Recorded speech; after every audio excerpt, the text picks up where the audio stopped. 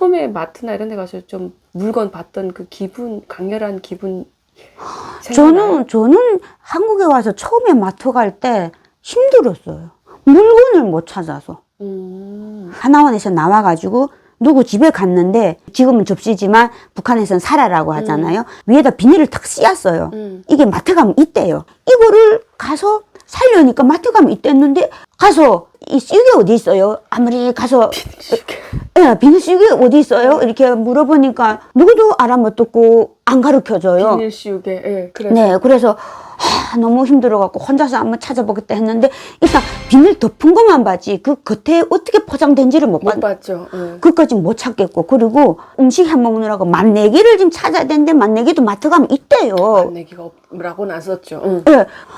아니 아무리 가도 맛내기가 없어요. 물어보죠. 그래가지고 그 직원한테 여기 맛내기가 어디 있어요? 했더니 직원이 맛내기가 뭐예요? 하고 자꾸 하는 거예요. 아, 그것도 난감하지. 어떻게 대답해? 아니, 맛내기 그래서 맛내기지. 그 음식하고 마지막에 쓰는 그 맛내기 있잖아요. 이렇게 하고 했는데 못 알아듣고, 사탕가루 어디 있어요? 하고 자꾸 물어봤는데 사탕가루도 모른대요. 나 너무 색이 싹 타가지고. 그러니까 저는 이 마트 가는 게 너무 힘든 거예요, 지금. 맛내기 왜 몰라요, 맛내기? 그래가지고 다시 그 언니 집에 와가지고 이렇게 봤더니 이제 미원 하고 쓴 거예요. 야. 그래갖고 그거 명심해가지고 가서 종이에다가 미원 해갖고, 미원 어디 있어요? 하고 가서 물어보고, 그리고 그 사탕가루가 보니까 설탕 해가지고, 설탕 어디 있어요? 하고 가서 물어보고. 저 같은 경우도 이게 말이 달라서 좀 굉장히 난감할 때가 조금씩 있었어요. 그래서 저는 바로 애기 아빠한테 전화해가지고, 이거는 혹시 뭐라고 하는지 알아? 근데 그 참 감으로 이상하게 귀신같이 알더라고요.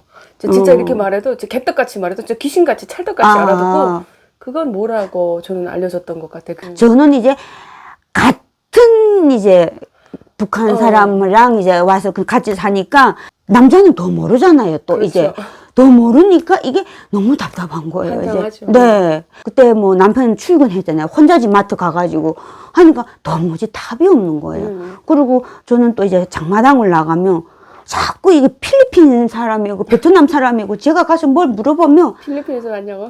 그렇다 하시죠. 한국말 잘했네. 자꾸 저보고 이래요. 저기서 한국 사람이 한국말 하는데 왜 자꾸 그러냐. 그러니까 약간 발음이 그런 게 있어요, 느낌이. 네. 그러니까 사실 제가 북한에 살 때도 자라오면서도 어릴 때부터 말 똑바로 해라 이런 말을 많이 들으면서 자랐거든요, 사실.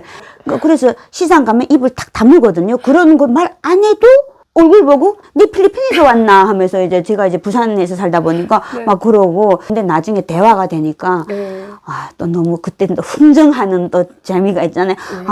하나만 더 좀 더 달라고 막 이러면서 흥정하고 막 그런 재미가 또 있더라고요. 이게 조상이 하나씩 건너서 이렇게 유전이 된다고 하더라고요. 그러니까 그 바로 위에 할머니 할아버지는 아니어도 그 위에 증조 할머니나 증조 할아버지나 뭐 그쪽 대 필리핀이나 어디 연구가 있으셨었나? 아마도 그렇지 않나 싶어요. 아니, 나는 그 말을 하기 전까지는 전혀 그 생각을 안 했는데, 필리핀 소리가 딱 나서 다시 보니까 그럴 수 있겠다. 아니, 몽골에서 올 때 지키는 군대도 뭐 자기네 족속 같다고 저보고, 네 몽골 같다고 저보고 자꾸 이제 그런 거죠. 네, 뭐. 막 그러더라고요. 네. 어쨌든 북조선에서 개고생하다가 저 드라마 본 것 때문에 근데 이렇게 드라마 본 것 때문에 튄 사람들이 많은데, 드라마 때문에 인생이 대부분 한국까지 이어지는 사람이 많습니다. 이 한류는 어찌 보면 한 사람의 운명을 바꿔놓는데 결정적인 역할을 하기도 하고, 엄청난 타격도 주고, 사람을 또 죽이는 일도 엄청나게 북한에서 또 많이 진행이 되는 일이 아닙니까? 이 한국 드라마를 북한에 아니라 한국에 와서 마음 놓고 볼 수 있던, 그 텔레비전 앞에서 드라마를 직면했던 그때 느낌은 어땠어요? 북한에서 입을 뒤집어 쓰고 몰래 보고, 저는 그때 다 밤에 봤어요. 밤에, 몰래 밤에. 몰래 봐요. 근데 대한민국에서 낮이고 밤이고 뭐 새벽이든 일단 내가 보고 싶은 시간에 그 어느 때건 볼 수가 있잖아요. 그리고 드라마가 혁명적이지가 않아요. 다 멜로고 사랑이고 눈물 나고, 그 다음에 눈물이 아니면 액션이에요. 아주. 아니면 코미디예요. 아주. 근데 일단 사람들 졌다 놨다 하거든요. 그러니까 그걸 보니까 이 좋은 거를 그리고 아무 때나 볼 수 있는 거를 네. 왜 북한에서 그렇게 그러니까 목숨까지 걸어가며 보다 보니까 북한에서는 완전 스릴 있게 보는 거예요. 네, 근데 한국에 와서 보니까 한국에 와서 보니까 사실은 어찌 보면 스릴은 없어요. 사실 그러니까 너무 자유스럽게 편안하게 보다 보니까 그러니까 스릴감은 없어요. 바짝 긴장해서 목숨 걸고 완전히 이게 그러니까 귀를 쫑긋 해갖고, 그러니까 한쪽 귀로는 바깥에서 어떤 소리가 나냐를 쫑긋 이거 하면서, 그러니까 완전 그 스릴감을 보는데, 대한민국에서는 눈물도 흘리고 캬캬 대지만 내 이 귀가 밖으로는 향하지 않거든요. 오로지 이 머리감만 있는 거예요. 이 편하게 볼 수 있는 거. 이 좋은 거를 왜 그렇게 북한에서는 목숨 걸고 스릴 있게 그렇게 혁명적으로 봐야 되는지 진짜, 네. 좀 그런 생각 좀 들었고, 그리고 그렇게 보다 보니까 여기는, 그러니까 드라마를 보면서 그 안에 나오는 사람들 옷차림 그런 걸 또 따라 하려고 하잖아요. 그래서 여기서는 유행 따라 하잖아요. 따라 하는 데서 누가 잡아 가지도 않고 잡아 죽이지도 않잖아요. 네, 잡아 죽이지도 않죠. 네, 근데 저놈의 저 어디 썩어 빠진 저 북한에서는 왜 자꾸마다 옷차림 때문에 나로 갔다가 그거 자꾸 잡아서 사상무장 투쟁이 하는지 자꾸 근데 그것 때문에 색이 싹 타가지고 그러면 북한에서는 엄마가 중국에 와서 그 고모를 만나서 저 한국 돈을 받아가지고 갔잖아요. 네. 그 옷을 엄마가 막 이만큼 뭐 좋은 거 가지고 나오신 거예요? 네. 와, 그래서 옷을 잘 입으셨구나. 사실 그래서 잘 입기도 했지만 그 전에 그러니까 어려웠을 때 그 사춘기 겪기 전까지 부모가 사실은 아이들 옷을 입혀주고 뭐 다림질해주고 해줘야 되잖아요. 근데 저희 엄마가 그런 걸 잘 안 해줬어요. 그러다 보니까 제가 그런 게 그러니까 다른 아이들 보면 어른들이 이쁘다 하잖아요. 그러니까 제가 그거 보면서 항상 이제 나도 이쁘다는 소리 듣고 싶은데 이런 게 있었어요.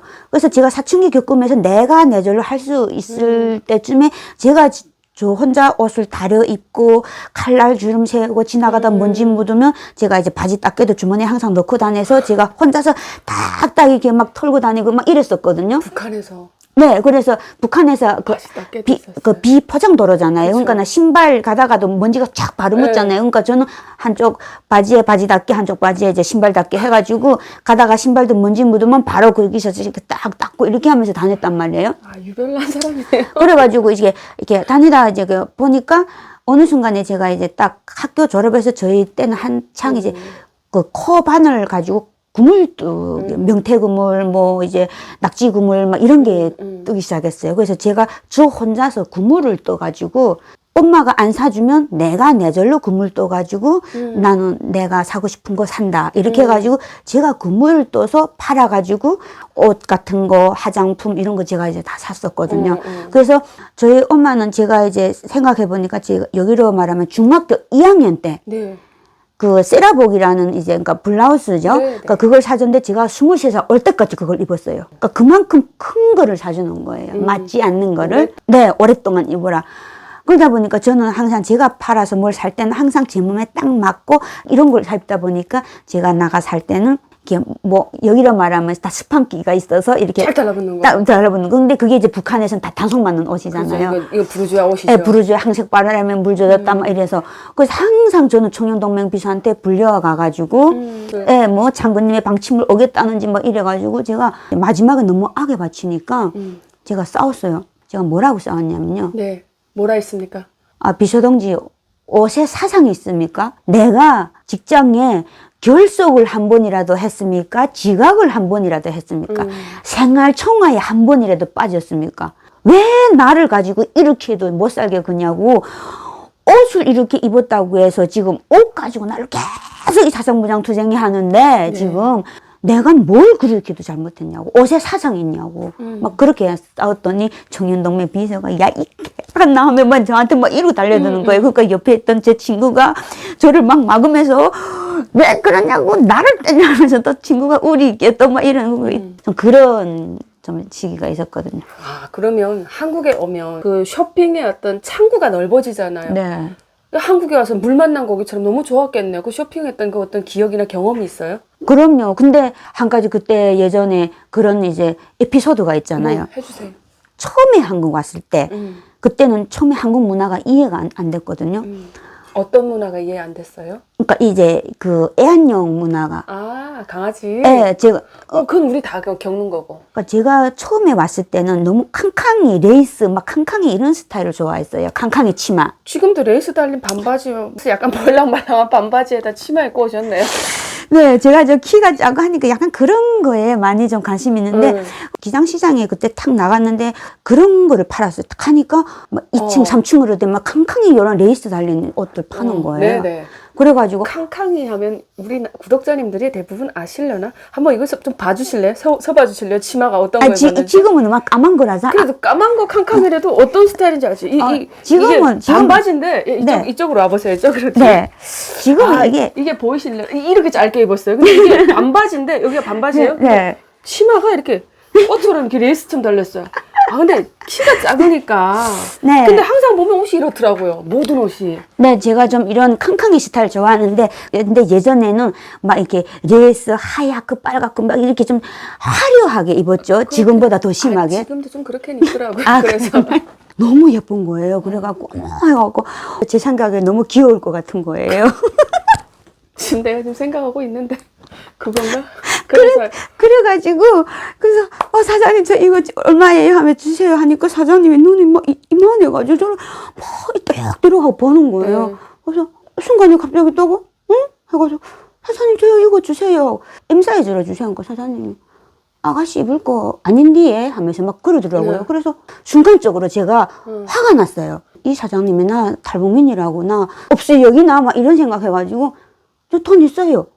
막 이러면서 돈 있어요. 하고, 저 돈 있어요. 네, 저 주세요. 막 이랬단 말이에요. 원래 부산 말이 좀 털보여요. 근데 네. 제가 그때 금방 부산에 갔다 보니까 그 부산 말에도 아직 적응 잘 못할 때다 보니까 그 부산 말이 좀 약간 텁게 들리는 거예요, 되게.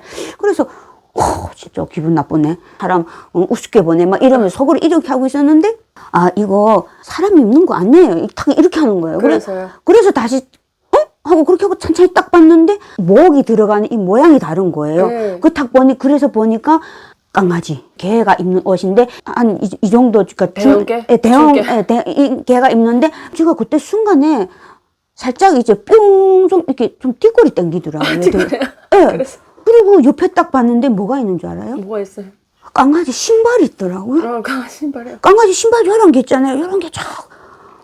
와, 그때 엄청 충격 먹었잖아요. 그래. 솔직히 나는 그러니까 다른 데서는 모르겠지만 내가 사는 동네가 너무 멀살된 거지촌이라 그런지 94년 그때 김일성 막 죽었잖아요.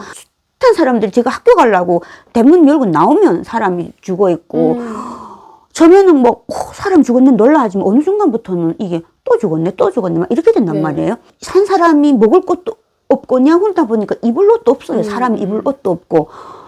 근데 이거는 사람이 입을 옷도 없는데 여긴 지금 강아지에다가 지금 옷을 예쁘고 그것도 캉캉이로 갖다가 지금 옷을 입히죠. 거기다가 지금 심지어 지금 신발.